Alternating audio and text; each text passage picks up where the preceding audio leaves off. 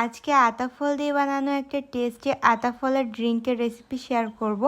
যাদের আতা ফল খেতে পছন্দ তাদের অবশ্যই এই ড্রিঙ্কটা ভালো লাগবে। এটা বানানোর জন্য সর্বপ্রথম আমরা আতাটাকে ভালোভাবে ধুয়ে নিচ্ছি।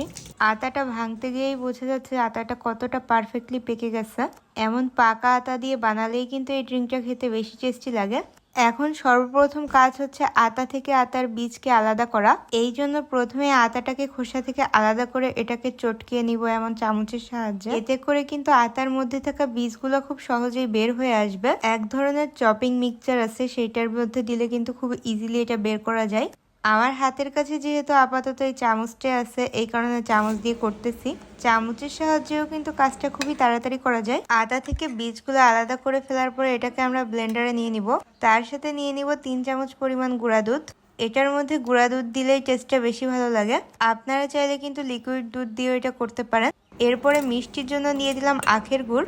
আপনারা চাইলে এখানে চিনিও ইউজ করতে পারেন। এখন এর মধ্যে সামান্য পানি আর পিঙ্ক সল্ট দিয়ে এটাকে মিক্স করে ফেলবো। এটাকে কিন্তু সামান্য একটু ব্লেন্ড করে নিলেই হবে। ব্লেন্ড করার শেষে এখন এটাকে সার্ভ করার পালা। আমি এটার গ্লাসটাকে একটুখানি সাজাবো। এই জন্য প্রথমে আমি গ্লাসের চারপাশে একটুখানি মেল্টেড চকলেট নিয়ে নিলাম। আপনারা চাইলে কিন্তু এখানে মেল্টেড ডার্ক চকলেটের পরিবর্তে হোয়াইট চকলেটও নিতে পারেন, অথবা দুইটার একটাও যদি বাসায় না থাকে আপনারা চাইলে কিন্তু চকলেট সিরাপও ইউজ করতে পারেন, অথবা যদি মন চায় যে কিছুই দিবেন না তাও করতে পারেন।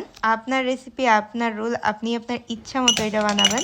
এই জুসটা যেহেতু ঘন্টাখানিক পরে খাবো, এই কারণে গ্লাস ভর্তি বরফ আমি এর মধ্যে দিয়ে দিচ্ছি। এত বরফ দিয়ে আসলে সাথে সাথে এই সিজনে না খাওয়াই ভালো। বরফ দেওয়ার শেষে আমরা আমাদের ড্রিঙ্কটা ঢেলে নিব গ্লাসে। আর অবশ্যই এই ঠান্ডাটা একটা সহনীয় পর্যায়ে চলে গেলে তারপরেই কিন্তু এই ড্রিঙ্কটা খাবো।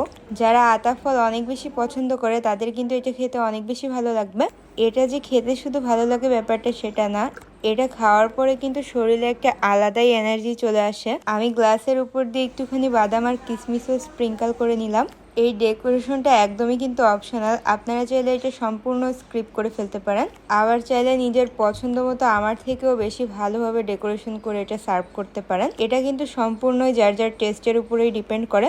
আমার হাতে যেহেতু সময় ছিল, আমার হাতের কাছে যা ছিল সবকিছু দিয়ে আমি ডেকোরেশন করে নিয়েছি।